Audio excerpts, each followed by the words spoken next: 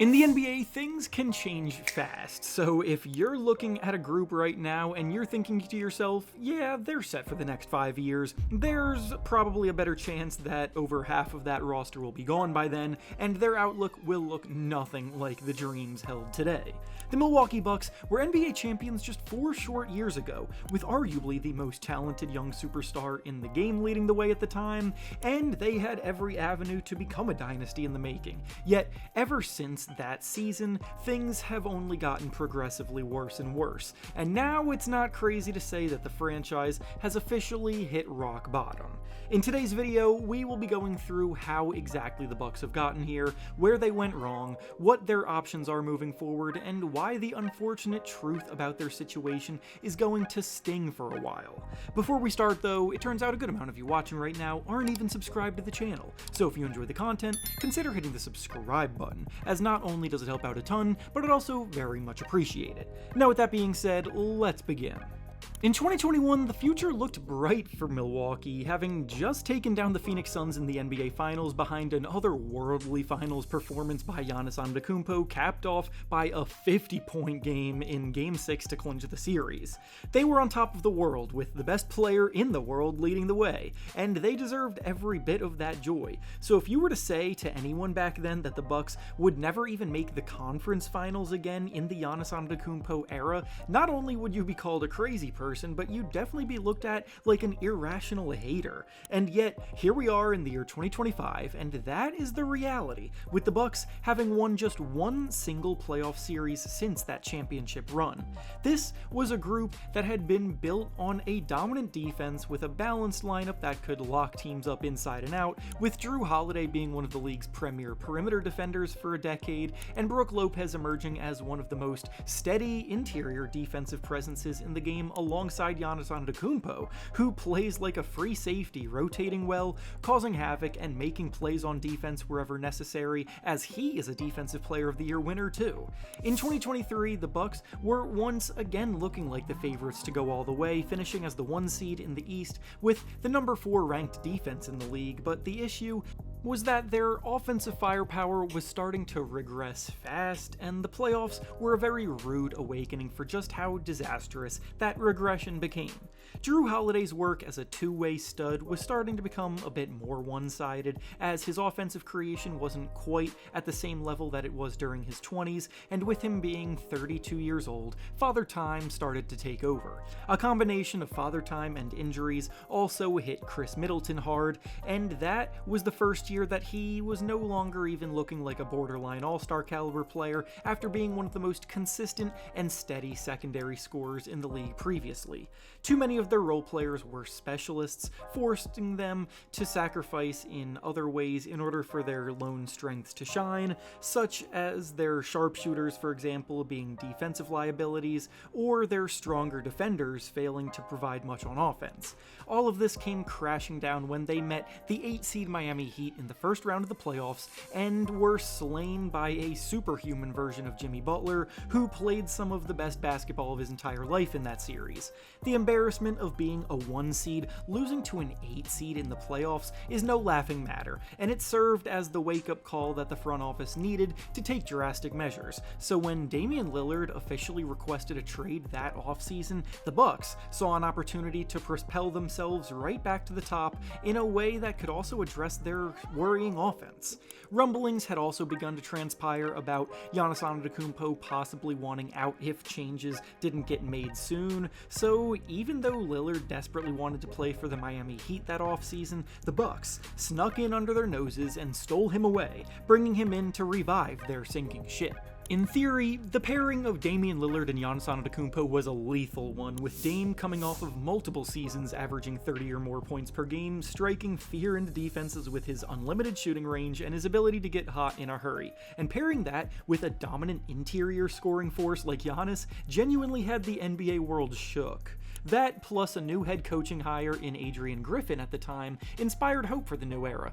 and early on in his first season together, there may have been some growing pains, but they still got off to a hot start with a record of 30 wins and 13 losses in their first 43 games, at just about the halfway point. But we have now reached the point where things have really started to tumble south, because despite winning games, the Bucks then chose to fire head coach Adrian Griffin inexplicably, barely half of a season into his first tenure there, and in his place, they hired Doc Rivers to replace him, who, let's just say, has had a pretty bad track record over the last decade. I'm going to be honest with you all, I am not a fan of Doc Rivers' work whatsoever, and it has become very clear that his reputation has coasted off of one championship run back in 2008, because no head coach has been at the helm of more disastrous collapses than he has. So with that was the nail in the coffin that sealed Milwaukee's fate. The Bucks would go on to have a losing record under Rivers to close out the year, going 19-20.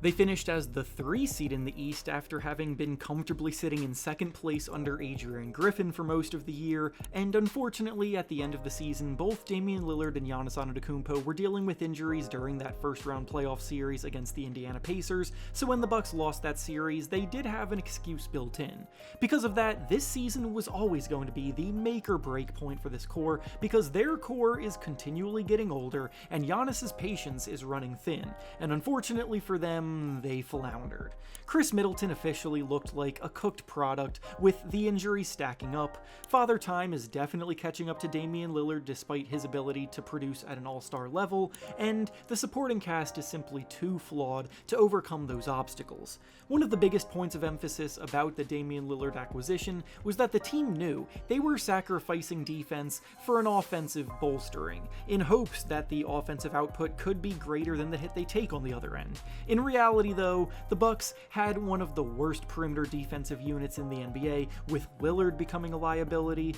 Gary Trent Jr. being far from a plus on that end, Chris Middleton not being available enough to help, and none of the other role players making much of a difference. The team ranked 12th in the league on defense this season, mostly thanks to the work of their front court covering as much ground as possible, but in the playoffs, if you're lacking in lockdown defenders, you're not going to go very far. At the trade deadline, they made a move out of desperation, trading Chris Middleton to the Washington Wizards in exchange for Kyle Kuzma, trying to rejuvenate Kuzma's days back when he was a Laker, where he won a ring in 2020 as a role player, but Kuzma is in the midst of one of his worst seasons as a pro, and nothing about that changed once he got to Milwaukee, as he proved to be a pretty big negative for them overall.